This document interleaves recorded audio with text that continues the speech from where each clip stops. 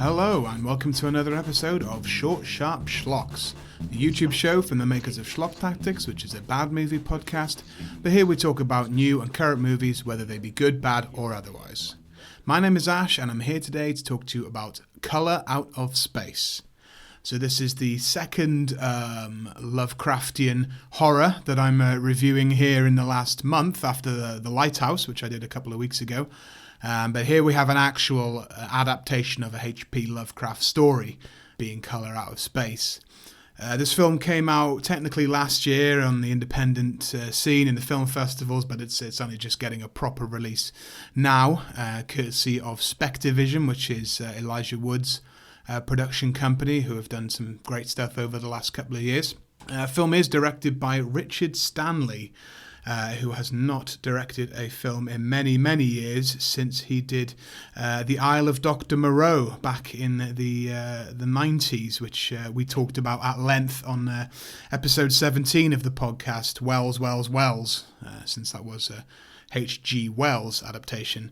That movie and the experience of shooting that movie was obviously enough to put him off filmmaking for many, many years, but he's now back with another adaptation of a literary great H.P. Lovecraft and Colour Out of Space. Now, if that wasn't exciting enough, the film also stars Nicolas Cage, someone I think you can imagine being into the works of H.P. Lovecraft and just anything that's weird. He's a weird guy. He likes weird things.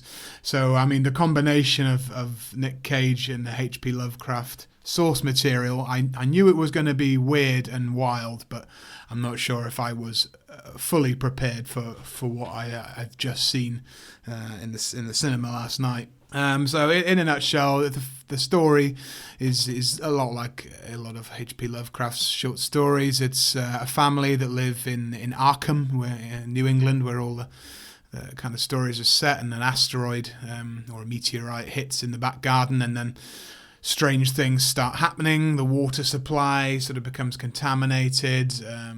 Alpacas become mutated, and there's all sorts of outrageous things that happen, which I won't spoil too much for you.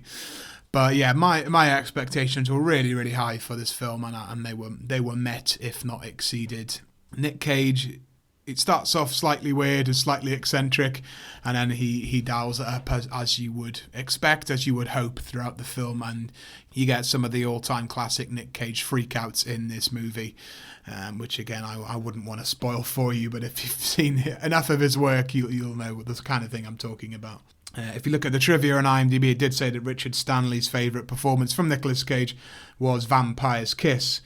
Is the same for me, and if you listen to episode 15 of the podcast, Nic Cage Rampage, we talk about Vampire's Kiss a lot and how it's just a really bizarre performance from Nic Cage, pretending he's a vampire or pretending he's someone that thinks they're a vampire, whatever the case may be. So that performance encapsulates Nic Cage really, and I'm glad he was able to tap into it for this movie also.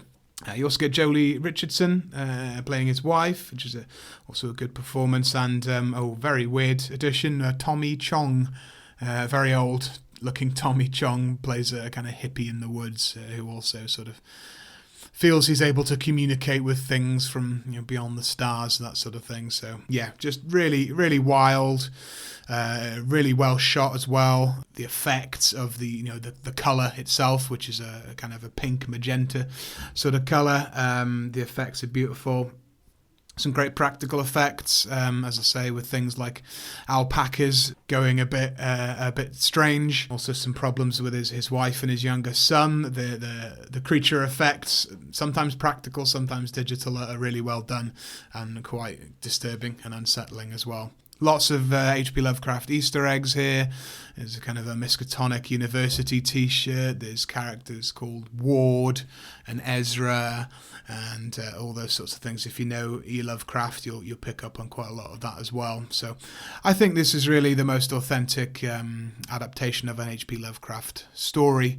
You've had stuff like Reanimator and From Beyond, which are good, but they're really dated and really cheesy if you go back and watch them now. And I always thought that when people were trying to make the kind of classic weird Lovecraft tale, it would just end up being a bit cheesy and a bit outrageous, which this film sometimes veers into. Obviously, there are laugh-out-loud moments with Nic Cage's performance, but for the most part, it's just really authentic kind of weird tale, cosmic horror, quite a wild ride that makes you feel like you've done all sorts of drugs when you haven't. So a similar experience to The Lighthouse, similar experience to Midsummer from last year. It's a great time for weird cinema, and this film I think is going to be an instant cult classic in that vein of druggy, trippy films inspired by H.P. Lovecraft. So yeah, let me know what you guys thought in the comments below. If you're watching on YouTube, go ahead and subscribe to the channel. We post videos here all the time, short reviews, and all the episodes of the podcast as well.